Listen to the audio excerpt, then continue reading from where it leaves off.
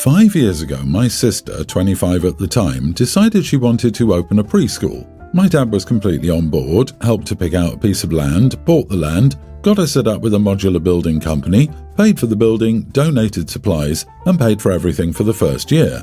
Every year, his company donates thousands of dollars to her school. They provide backpacks, lunch boxes, and water bottles to each of her students yearly, donate food on special occasions, fund graduation every year, and provide teacher gifts for Christmas and the end of the year. She talked about wanting to expand, and his company donated a whole damn building and a new playground. I, a 27-year-old female, want to open a salon. I asked my dad to help me open it like he did with my sister's school. He recommended I spend a few more years working and then he'll consider it. However, I've worked in salons for 2 years, but it's hard to find a good fit. I have ADHD and my bosses are not accommodating. I reminded him that he helped my sister when she was 2 years younger than me, but he said it's different because she started babysitting at 11, working at a swim school at 13, working with preschoolers at summer camps by 15, and getting a job as a preschool teacher fresh out of high school. He also said she understood how the business would work well and had great ideas for location and specialization to attract parents. I told him I had good ideas, but he was just not willing to listen and spent half of what he did on my sister's business. He said the only way he'll reconsider is if I get at least an associate's degree in business, get a job in my field and keep it for 3+ years, and save at least half of the startup costs. All of this has to happen within 4 years. We got into an argument and I called him an idiot for supporting my sister and spending tens or hundreds of thousands on her business, but either refusing or making me jump through hoops for me to get half of what she got. He says I'm being ungrateful and unrealistic and can't expect something just because my sister has it. Am I the idiot? Edit, she graduated high school with her associates in ECE and started as an associate teacher but not the lead. By the time she was 22, she left for another school to be a lead. She and my dad constantly brag about it. You are the idiot. Get a job in my field and keep it for 3+ years. I noticed that you failed to volunteer any CV that would establish your qualifications for running a business like this. Also, it's stupid to call a potential investor an idiot. I don't think you understand how business works. Your father is right. The OP mentioned that prior salon bosses and her haven't gotten along due to their not accommodating her ADHD.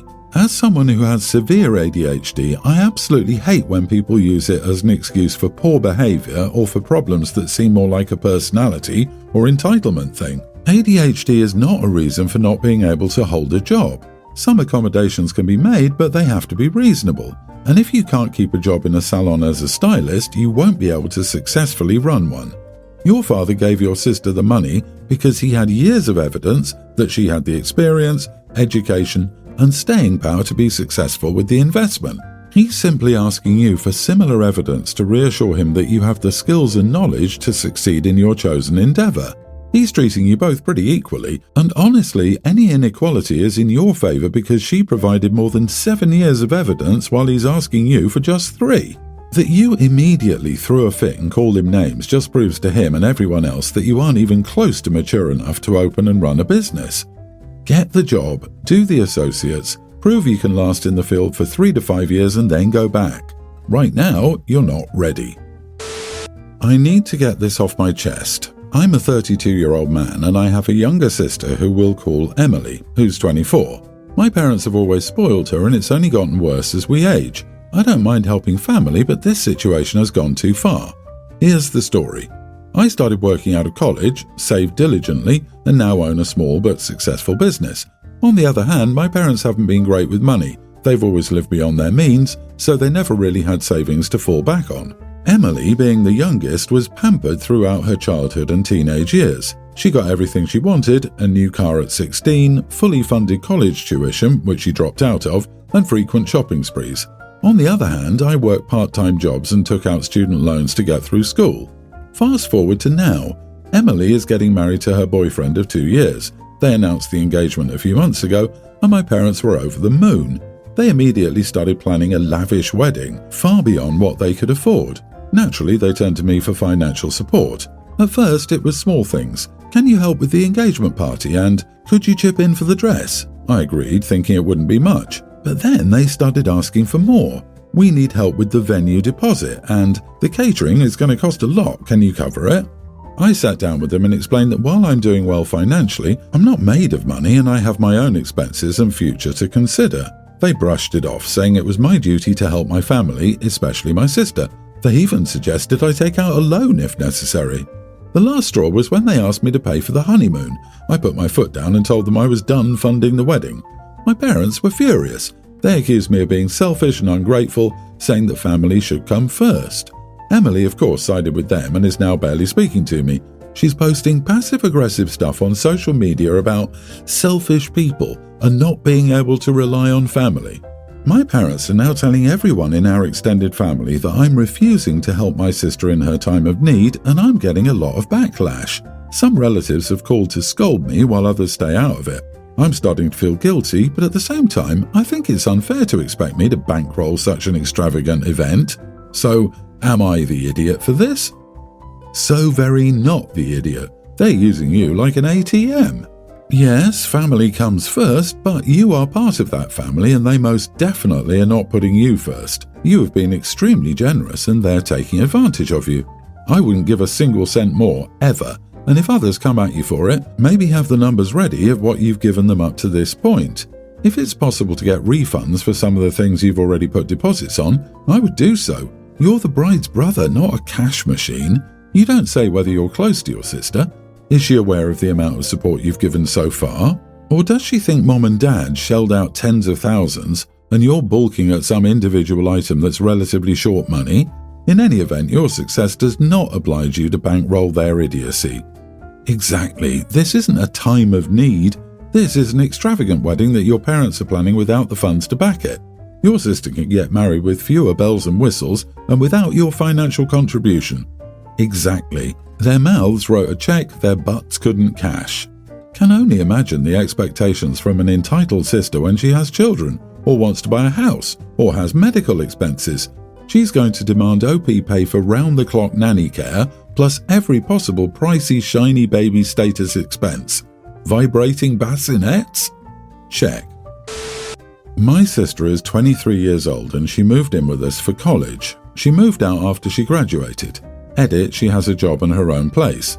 2 weeks ago she visited us and told us that she was pregnant. We didn't even know she was seeing someone. She's practically moved in with us and wants to keep the child, and I told her I would support her. It wasn't planned at all, and she said there was almost zero chance she would get pregnant. But apparently, she didn't use birth control because he was on medication, just as effective as birth control. I've been helping her plan her life now. I told her I would help her with money, but it was going to be very tough to raise her kids on her own. A week later, I asked her if she was informing the father of the child, and she brushed it away and said the child has no father. I thought it was probably a guy she didn't want in her child's life, but from what she's talked about him, it seems that's not the case. She clearly likes him and thinks highly of him. She keeps asking me if it's the right thing to do, and I honestly don't know. I've never met this guy, and she thinks highly of him but also doesn't want the guy around. I don't want to prod, but she keeps changing her mind. I had a very stressful day yesterday, and she kept asking me about this, and I sort of snapped at her. I told her that she was going to be a mother and that she needed to do what was best for the child and not for the parents. She shouldn't be deciding based on what was comfortable for her or the father.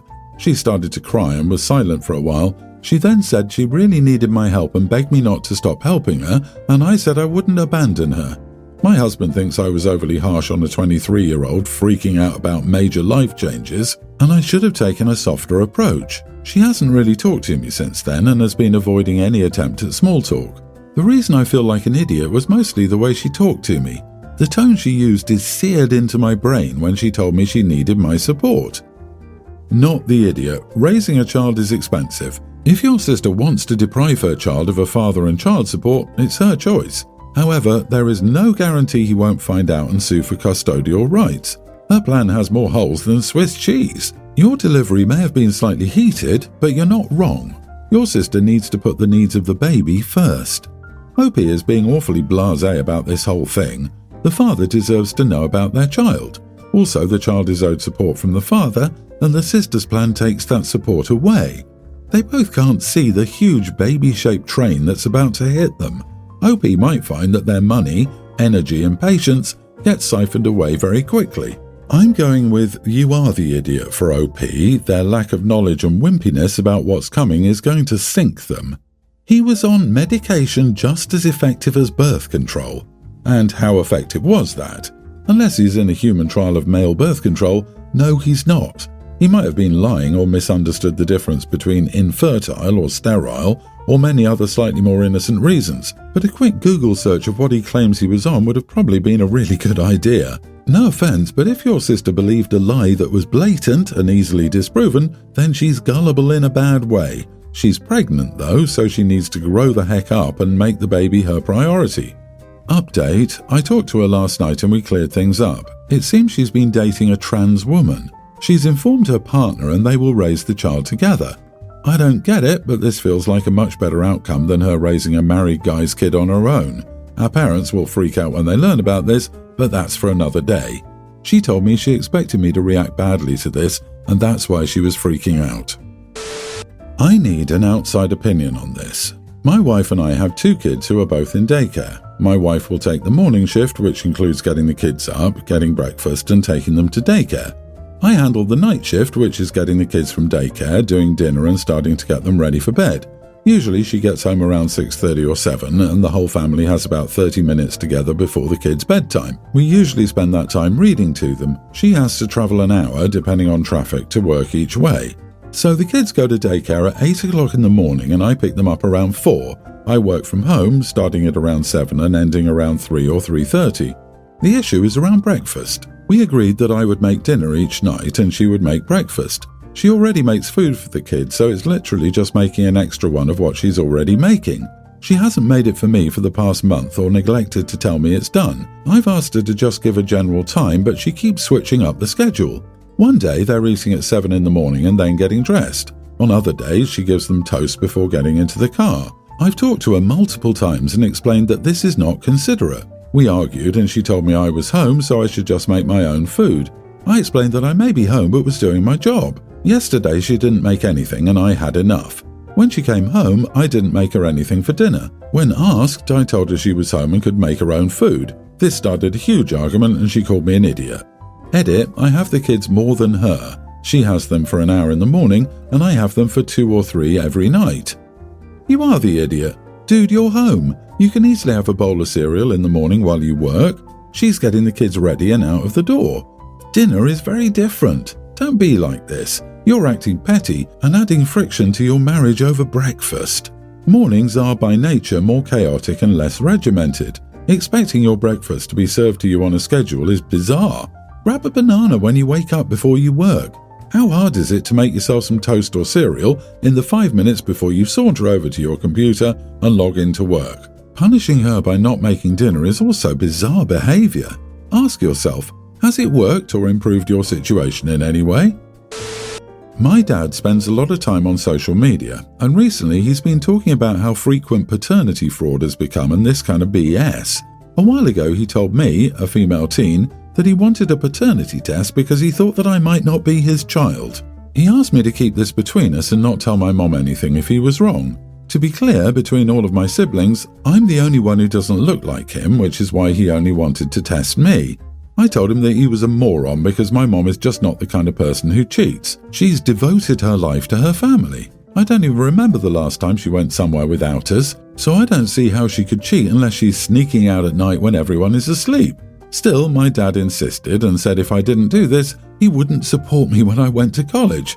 I said, fine, I'll take the test, but it's none of his business whether or not I tell my mom. The test result came 2 days ago, and to our surprise, I am his child.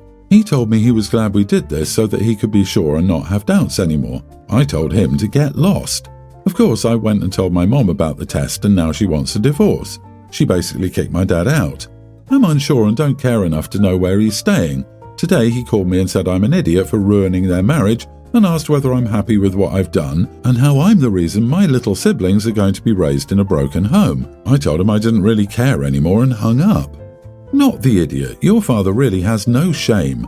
Confronting your own minor daughter about a paternity test destroyed any loving, trusting relationship a child should have with a parent. But the implied disbelief about your mother's suspected infidelity takes the cake. Of course she kicked him out. He doesn't deserve to stay in a loving relationship when he has such severe doubts about your mother's character. But to then call you an idiot and the reason your siblings will be without that crappy dad, he's the epitome of idiocy. And not even because he had doubts or she was being shady, because social media's brainworms got the best of him. Wonder what would happen if he read books? My God, of all the ludicrous reasons to implode your family, this is pretty close to the top. Then, to add the cherry to the dumpster fire he created, out of nowhere, he has the gall to accuse OP of destroying their marriage and making the siblings grow up in a broken home. No, sir, your absolutely pants-on-head stupidity did that all by itself. My uncle did this. His genes were strong and all 6 of his other kids were carbon copies of him. Blonde hair, blue eyes, round faces. His youngest daughter came out with dark brown curly hair, brown eyes and a narrow chin. She looked just like her mother, but to him, that was proof she cheated on him. One paternity test later, he had a daughter who didn't look like him and a brand new ex-wife. And he was shocked when he took the kids and moved out. The ironic part is that now that she's grown, she looks a lot like him. Her hair lightened a lot, though it's not as light as his, and her face rounded out. Honey, your father was already on a collision course with ending the marriage. He was just hoping to accuse your mom of cheating to make a cleaner break. Most likely this is a case of every accusation is an admission.